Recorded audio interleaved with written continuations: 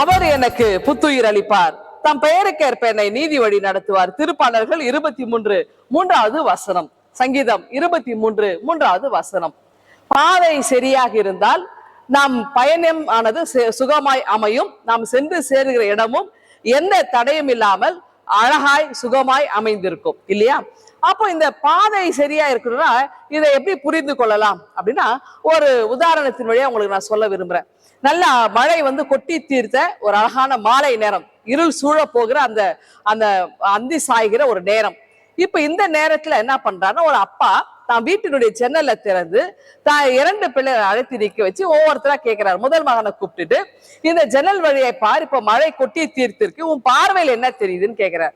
அப்ப அந்த பையன் சுத்தி அப்படி பார்த்துட்டு சொல்றான், மழை நல்லா பெஞ்சிருக்கு, இப்ப இந்த இடத்துல சேரும் சகதியும் நிறைந்த அந்த இடத்தை நான் பாக்குறேன், பள்ளங்களிலே தண்ணீர் தேங்கி இருக்கு, எங்க பார்த்தாலும் சேரு, நம்ம வெளியில நடக்க முடியாது அப்படின்னு அவன் சொல்றான். இளைய மகனை கூப்பிட்டு, நீ என்ன பாக்குற அப்படின்னு அவன் வித்தியாசமா என்ன செய்யறான்னா, கீழே பார்க்காம மேல நோக்கி பாக்குறான். ரொம்ப இப்ப மழை பெய்ந்து முடிந்திருக்கிற நேரத்துல வானமானது அழகாய் அது மேகமெல்லாம் கலைந்து தெளிவாக இருக்கிறது. இப்பொழுது அந்த நிலவு ஆனது தன்னுடைய முகத்தை காட்ட மெல்ல மெல்ல திறந்து கொடுக்கிறது. இதெல்லாம் நான் பாக்குறேன். பாருங்க, ஒரே இதுதான் நிகழ்வு தான், பார்க்கிற பார்வை என்பது வித்தியாசப்படுது. இருவரும் ஒரே வீட்டு பிள்ளைகள், இருவருடைய பார்வையும் அந்த சமூகத்தை அந்த இடத்தை பார்த்த பார்வைகள் வித்தியாசம் இருக்கு இல்லையா? அப்படி என்றால் நம்முடைய பார்வையும் விசாலாக்கப்பட வேண்டும். அப்ப இது எப்படின்னாக்கா, ஆண்டவராக இயேசு கிறிஸ்துவோடு இணைந்திருக்கும் போது இந்த அனுபவம் நமக்கு கிடைக்கிறது.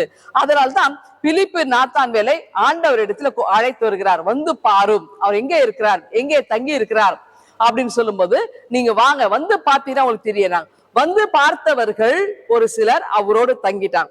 அப்படி என்றால் இயேசுவிடத்துல வந்தவர்கள் திரும்பி செல்ல முடியாது.